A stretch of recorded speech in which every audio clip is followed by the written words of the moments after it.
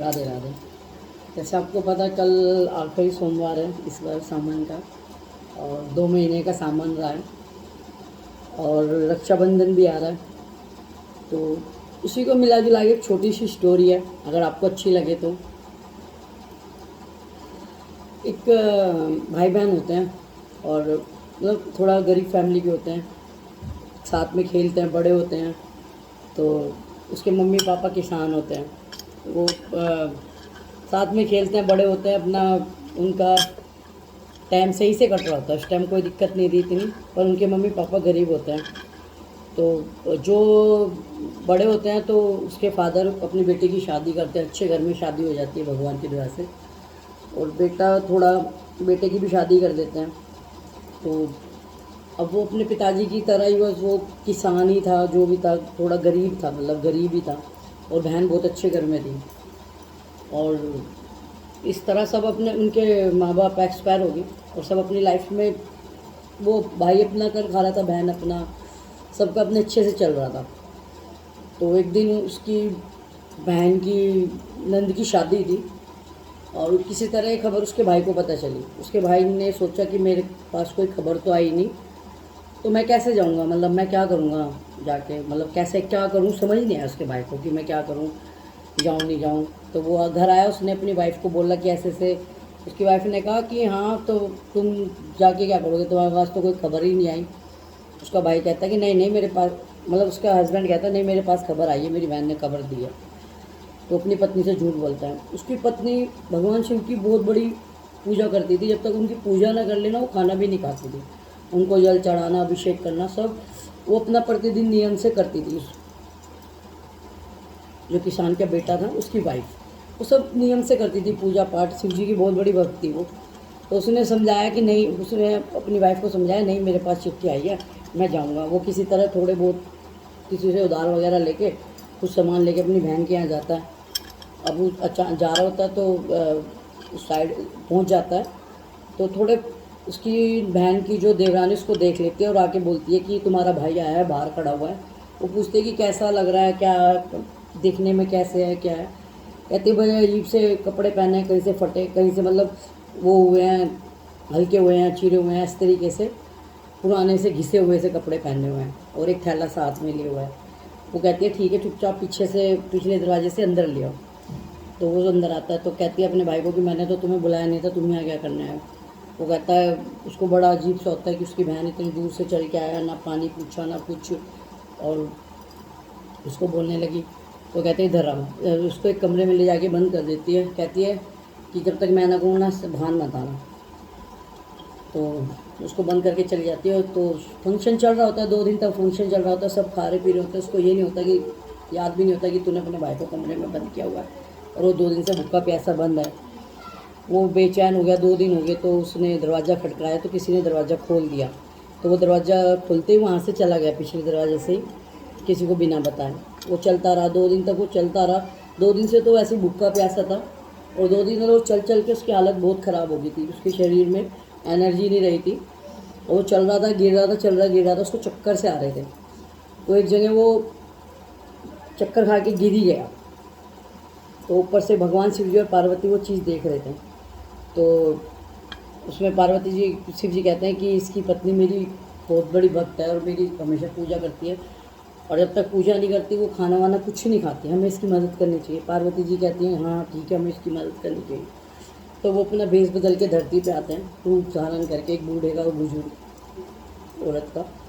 तो पार्वती उठा के उनको बोलती हैं कि क्या हुआ, क्या बात है। तो वो कहता है कि ऐसे ऐसे मैं अपनी बहन के घर गया था, मेरी पत्नी ने मना भी करा था, और जब कि वो ये वो सारी बातें पार्वती जी को बताता है। पार्वती जी, शिव जी सुनते हैं कि अब कह रहा मैं सोच रहा हूँ अगर मैं जाके बोलूँगा अभी तो क्या बोलूँगा माँ अपनी पत्नी को, कि बच्चे सोचेंगे कि मैं कुछ नहीं लेके आया ये वो। तो पार्वती जी कहती कि आगे हमारा बगीचा है, तो तुम वहाँ से तरबूज और ककड़ी लेके चले जाना। तो वो जाता है, उसको एक थैले में तरबूज और ककड़ी डाल के वो दे देते हैं, और वो घर पहुँचता है।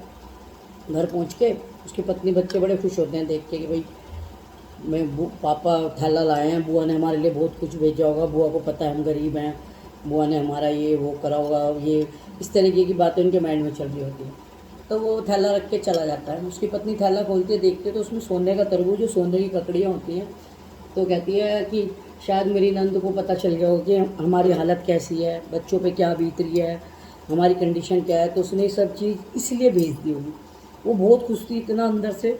वो जैसे तरबूज काटती है तो उसमें बहुत सारे डायमंड वगैरह सब निकलते हैं। वो और खुश हो जाती है, कहती है कि नंद ने हमारी बहुत मदद की है, हमारा इतना वो करा है हमारे लिए, मेरे बच्चों के लिए। वो बहुत उसके गुणगान गाती है उसकी वाइफ। तो वो जैसे बाहर से आता है शाम को, उसको बताती है कि तुम्हारी बहन को पता चल गया, हम परेशान हैं और ये हैं, उसने हमारे लिए देखो इतना कुछ करा है। वो सब बातों को सुन के चुप रहता है, उसको वो कुछ नहीं बोलता।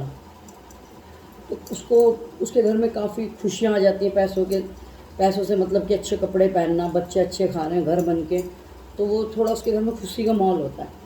तो उसकी पत्नी कहती है कि ये सब मेरी नंद की वजह से हुआ है, तुम्हारी बहन की वजह से हुआ है। अगर वो हमारा दुख दर्द तकलीफ़ नहीं समझती तो शायद ये सब हमारे पास नहीं होता आज। वो फिर भी चुप रहता है। तो वो क्या करता है, उसकी वाइफ कहती है कि अपनी बहन को कुछ दिन के लिए ले आओ, बहुत टाइम हो गया वो आई भी नहीं है। तो उसका भाई सोचता है कि क्या करूं। वो जाता है अच्छे कपड़े वपड़े पहन के, बहुत सारे गिफ्ट वगैरह लेके। फिर उसकी बहन की देवरानी कहती है कि तुम्हारा भाई आया। वो कहता है कि कैसे, कि बहुत रेशमी कपड़े पहने हुए हैं, बहुत सारे गिफ्ट लिए हुए हैं, ये है वो है, सारी बातें बताती है। वो भाग के आती है अपने भाई को लेने के लिए, और उसका भाई भी हैरान हो जाता है कि मैं वही हूँ जो मैं पहले आया था, इसको अंदर लाने में भी शर्म आ रही थी। और वो कहता है सब पैसे को सलाम है। वो अंदर जाता है, बैठता है, कहता है ऐसे ऐसे तेरी भाभी बुला रही है, बहुत दिन हो गए उनका बच्चों का सबका मिलने का मन है। वो कहती है हाँ भाई, मैं तो बहुत दिन से घर गई भी नहीं हूँ, तो मैं भी चलती हूँ। उसके वो ठाट बाट देख के उसको हुआ कि भाई, वो जैसे घर आती है, देखती है घर का नक्शा ही बदल गया सब। उसकी भाभी उसकी बहुत खातिरदारी करती है। वो जिस साड़ी पे हाथ रखे, जिस चीज़ पे उसकी भाभी दिलाती है, उसकी भाभी बहुत इतना वो करती है उसका।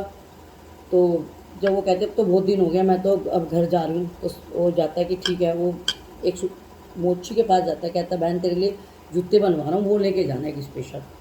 वो कहती है ठीक है। वो मोची कहता है 2 दिन लगेंगे।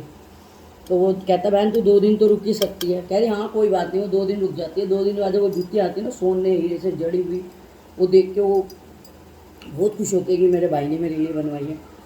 और वो जब वो जूती पहनती है तो जूती बोलती है कि भाई, गरीब का कोई भाई नहीं होता, गरीब का कोई साथी नहीं होता, गरीब के कोई रिश्ते नहीं होते, गरीब का कोई नहीं होता, जो होता है सब पैसे का होता है, सब दिखावा है। मतलब इस तरीके की बात वो जूती बोलती है। और ये बात उसकी वाइफ को पता चल जाए तो शायद कहते क्या बात है। वो कहता नहीं कुछ बात नहीं, अगर जूती तो कुछ बोल रही है, कुछ तो गड़बड़ है। कह रहा नहीं कुछ गड़बड़ नहीं है, वो जूती पहने वो बोले। तो उसकी बहन को ये चीज़ बहुत अंदर अंदर वो हुआ कि मैंने, जब मेरा भाई गरीब था और मैंने उसके साथ क्या किया, और इतना कुछ होने के बाद भी उसने मेरा इतना ध्यान रखा और मेरे लिए इतना कुछ किया, और मुझे ऐसे हाथे छाँव पे रखा। मेरी भाभी ने भी मेरे लिए भी। उसको ये चीज़ देख के उसका मन में कुछ बदलाव आया। पर उसकी बहन का जाने का टाइम हो गया था, तो उसकी बहन जा रही थी, तो उसको अच्छे से अपनी बहन को उसने विदा किया। उसने अपने मन में कोई मैल नहीं रखा बिल्कुल भी। तो सब चीज़ होगी, उसकी बहन चली गई। पर उसकी वाइफ को कुछ डाउट हुआ, तो कहने लगी आप बताओ क्या बात है। जूती कुछ बोल रही थी, मेरी समझ नहीं आ रहा बात क्या है। फिर वो बताता है मेरी बहन ने मेरे साथ ऐसे ऐसे किया, मैं 2 दिन तक भूखा प्यासा रहा, उसने मुझे खाने के लिए भी नहीं दिया, मैं इस तरह वहाँ से भाग के आया था और मैं जंगल में गिर गया था, इस तरह मुझे एक बुजुर्ग और एक वो मिले। तो जब उसकी पत्नी कहती है ज़रूर कुछ हो ना हो, शिव और पार्वती थे जिन्होंने हमारी मदद की है। क्योंकि पता होता है ना, जो इंसान दिल और सच्चे भाव से अपने भगवान, अपने श्राद्ध की पूजा करता है, तो पता होता है कि भगवान कभी छोड़ते नहीं उनको। भले दुख दर्द आ जाए, पर वो कभी हाथ नहीं छोड़ते अपने भक्तों का। भले आप कितनी बार नाम भी ना लो, आप ऐसे भी नाम ले दो ना, वो तो भी कहते हैं कि बेड़ा पार कर देते हैं। भगवान तो वो चीज़ है। फिर भी वो अपनी वाइफ को कहता है कि तू कोई मलाल मत रखियो मेरी बहन के लिए अपने मन में, ठीक है वो खुशी से गई है, हम खुशी से रहेंगे। वो अपनी वाइफ कहती है नहीं मुझे तो कुछ वो नहीं है मेरे मन में। तो कहता है कुछ हो ना हो, आज हम उसी की बदौलत ही तो इतने पैसा सो कुछ, वो ना ऐसा कुछ करती, मैं नहीं जाता, मैं वो बंद नहीं होता। उसने उस नेगेटिविटी को भी उस बंदे ने पॉजिटिव में बदल दिया, और अपनी वाइफ को भी बहुत खूबसूरती से समझाया। हुआ तो सब बहन की वजह से ही है। तो यहाँ पे सिर्फ ये होता है कि कुछ रिश्ते पैसों से ऊपर होते हैं, कुछ लोग समझते हैं, कुछ लोग नहीं समझते। कुछ दायरे हमारे बने होते हैं, उसमें पैसे की कोई वैल्यू नहीं होती। कोई भी रिश्ता हो, अब कम पैसे मायने नहीं रखता। और भक्ति एक अपनी अलग, भक्ति से बड़ा कुछ नहीं है, भगवान से बड़ा कुछ है ही नहीं दुनिया में। भगवान तो देखो, अगर हम हैं तो भगवान है, अगर हमारी सांस चल रही है तो ये तो रियलिटी में कि भगवान है। तो कुछ रिश्ते होते हैं उनका मोल नहीं होता, आप कितने भी अमीर हो जाओ, आप कितने भी करोड़पति हो जाओ, बहुत से रिश्ते होते हैं उनकी तुलना किसी से नहीं होती।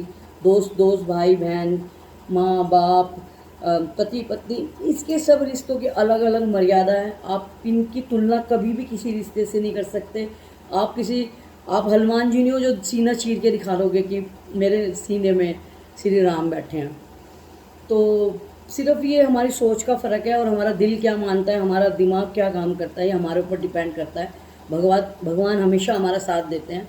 हमें लगता है एक दुख की घड़ी है, और पर हम उस दुख की घड़ी को भी पार कर जाते हैं। कहते हैं कि अर्जुन ने भगवान कृष्ण जी से कहा था कि ऐसे टाइम में कैसी लाएं कि जो सबको तसल्ली दे। तो वो कहते हैं कि ये वक्त भी बीत जाएगा, यानी खुशी है तो वो भी बीत गई, दुख आया तो वो भी बीत गया, तो जो ये पल है वो भी बीत जाएगा। तो हमारी लाइफ में कुछ घड़ी, कुछ पल ऐसे आते हैं, कुछ रिश्ते ऐसे आते हैं, हमें तोड़ देते हैं, और उनसे हम टूट जाते हैं। जबकि हमें टूटने की बजाय अपने आप को संभालना चाहिए, और जो हमारे सामने जो वक्त आ रहा हो, हमें उसका मजबूती से खड़े होके सामना करना चाहिए, और उसको उस वक्त को काटने के लिए ऊपर वाला हमें हमेशा हिम्मत देता है। राधे राधे, हर हर महादेव।